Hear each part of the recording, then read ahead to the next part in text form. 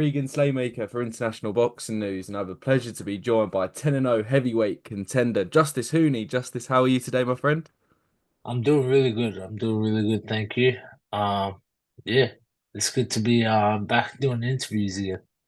Definitely, mate. I mean, back doing interviews means, you got a fight coming up, as always, for many of you guys. But before we jump into that, I want to talk about your win against Troy Pilcher. Before that fight was the last time we spoke. I mean, before Yep. that fight, you weren't giving too much away to me. You said we were going to expect something new, and you weren't overlooking Troy. I mean, and you didn't overlook him at all, and it was an absolute demolition job back Mm. in July as well. Yeah, it was good. I think it was just good for me just to get back in the ring and stay as busy as I could. Um, since then it's been a bit quiet, but I think my team has a big end of the year for me and a big start of next year. So I'm looking forward to it. Hopefully, just stay injury free and we can keep this going. Definitely, mate, as well. Talking about keep it going. Obviously, December the 11th, you're back. Third fight in 2024.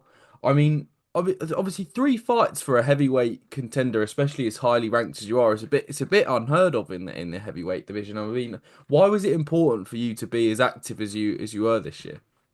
Well, I'm still early in my career. I've only got 10 fights under my belt, and I'm ranked you know in the top 15 in a few of the sanctioning bodies. So a lot of these guys that are above me, they don't want to fight someone that's only had 10 fights. It's like um it's not enough. And also for me, I need more experience inside that ring, under the bright lights in front of a big crowd. So, you know, that's just what I want to do moving forward, is stay as busy as I can, hopefully stay injury free. That's been a big downfall for me with why my progress has been so slow. But um, everything's been good, and I just got to stay on top of any injuries that I come across. Definitely, mate, as well. Obviously, you mentioned that you've only had 10 fights, but you've beaten two kind of top contenders. I mean, Andrew Tabiti and Kevin Lerena. We've spoke about the Yeah. Kevin Lerena win in our previous interview, but is it kind of a double-edged sword? You mentioned like other people in the top 15 don't want to fight you because you've really had 10 fights, but you've probably got two Hmm. wins that are arguably better than some of their wins if with no Yeah, disrespect to them. Is it kind of a double-edged sword beating those kind of names so early on in your career? yeah, that's it. I think it's like it works against me, people don't want to take that risk, um, and like go up against someone that they could possibly lose against that's only had 10 fights. So yeah, it's just the way it is at the moment, and I just got to get more fights under my belt, and just go from there.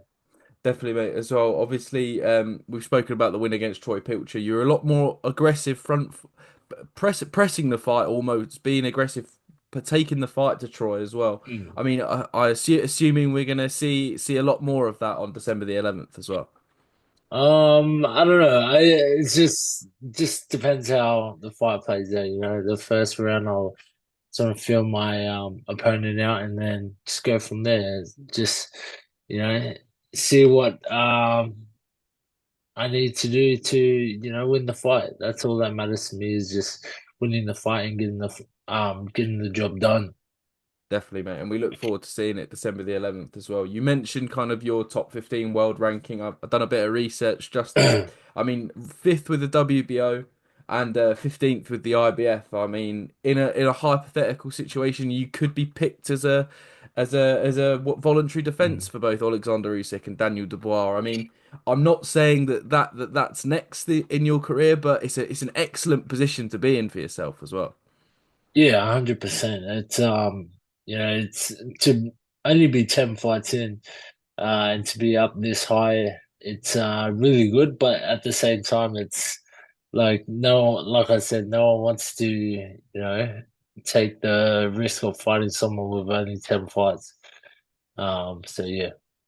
Definitely, mate, as well. How do you kind of assess kind of like the heavyweight division, the guys that kind of quote unquote who are ranked above you? Kind of, we've seen Fabio Wardley go in at number 9 in the Mm. Ring magazine. Kind of everyone in the top 10, the top 15 seems one win away from that world title shot. I mean, Yeah. how do you kind of assess the current heavyweight division? I haven't really been paying attention to it. I just kind of been in my own lane. Just worrying about getting my record up and making it more what's the word? Making it better for, the opponents to look at. When they see my name and see my record, then they're like, oh yeah, I want this guy's record. I want, um, so for me right now, I'm just thinking about getting fights under my belt and, getting that experience as well. Because that's the only way I'm gonna gain that experience is getting in that ring and getting out there in front of the big crowds. Definitely, mate, and it shows kind of obviously not only with kind of the three fights this year, but those big fights in Mm. Saudi Arabia. You're kind of building it all into one year, which is nice as well, Justice. I mean, Yeah. I do want to kind of I don't think we actually spoke about your amateur career in our previous interview, so I want to touch on that if that's okay. I mean, Yep. gold medal at the Youth Worlds in 2016, a bronze medal at the Worlds at 2019. I mean, but then you turn professional in 2020. I mean, that's a bit of a it's a very quick turnaround there, Justice. I mean, have you had I time to? turned Sorry, go on. professional in 2020 and I had already qualified for the 2020 Olympics. Oh wow. But at the time it was COVID, so I wasn't able to get any fights or get in the ring. So that's the reason why I turned professional to continue fighting it out like in front of crowds and stuff.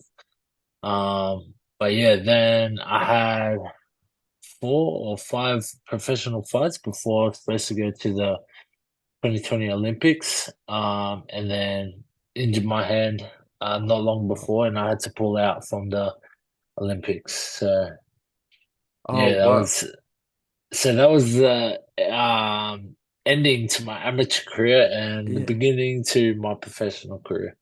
Oh wow. We'll touch on the kind of the negative first there, Justice. I didn't have this Mm. question written down. I didn't know that. I mean, that obviously we've just touched on your injuries there. That couldn't have been.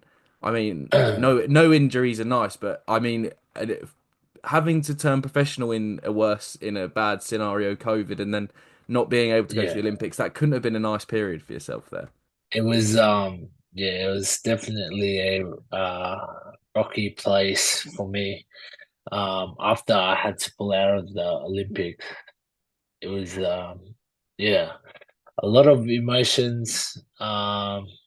Yeah, it was just like a emotional roller coaster for myself because I worked um my whole amateur career just for that moment to go to the Olympics, and then right before I was supposed to leave, I had to make the call to pull out due to having an operation on my head.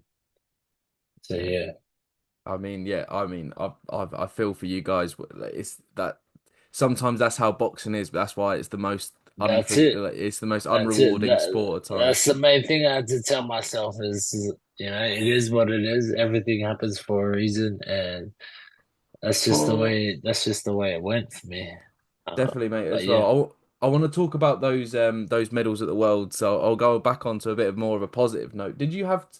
Obviously the amateur tournaments, they're very much back to back. Like so, you yeah, guys, especially the amateur coach, you kind of it's one tournament the other. You don't have time to reflect on kind of the great wins that you yeah. did. Have you had time to kind of at least look back on those medals that you won and go, oh no, I did that heading into the pros there. Now at this point, now I don't really think about what I've done in the amateurs, um, because I just look forward and think about what I want to make of myself in the professional ranks. So I haven't really sat down and thought about all of my accomplishments that I made in the amateurs. But yeah, it's really now that I think about it, it's crazy like how much I've done for myself. So yeah, It definitely is, mate, as well. And I was looking at your record today. I mean, your pro debut was against Faiga Opelu, who I mean, not many people might know him out there about over this way, but he did fight Joseph yeah, Parker for the Commonwealth title. I mean, I think well, Joseph Parker's had about yeah. 100 fights this year, but it was only last year I think he fought him. I mean, that's some serious. It really put you kind of that amateur code really put you in good stead to fight Mm. someone like that in a 10 rounder on your pro debut as well. Yeah, that's it. But yeah, like you said, it was now it's coming back to, now that I've taken a lot of hard fights in the beginning of my professional career, now it's like, oh, this guy's only got 10 wins, but he's ranked so high. So now for me, moving forward, I need to rebuild myself and, just get more fights under my belt and, just go from there. Definitely, mate, as well. I don't want to repeat anything we've said, but kind Yeah, of that's it. I feel like no, I repeated that. don't worry at all. I mean, sometimes you guys are very much kind of one fight at a time, and I like that. You never Yeah. overlook anyone. But I don't, and now I'm going to completely contradict myself, Justice, with this next question. But what does the perfect 2025 look for yourself if boxing wasn't boxing and everyone kind of played to what you wanted to? What would the perfect 2025 look like for Justice Huni? Um, for me, I'd be happy to get at least 3 or 4 bouts under my belt, 2025. Just slowly continue to grow and continue to get harder and harder opponents each time. If I get 4 fights, including this one at the end of this year, it'll take, I'll only be at 15 fights. And yeah, that I think if I'm at 15-0 by the end of 2025, I'll be very happy. Definitely. And so are we, Justice. We always like watching you fight over here in the UK. But no, I mean, Justice, that was my final question, mate. Any final words for the fans heading to watch your fight on December the 11th, mate? Oh yeah, just tune in. It's on a for us here in Brisbane, Australia, it's on a Wednesday night. So yeah, it's midweek. But yeah, if you can tune in, it's gonna be an awesome show.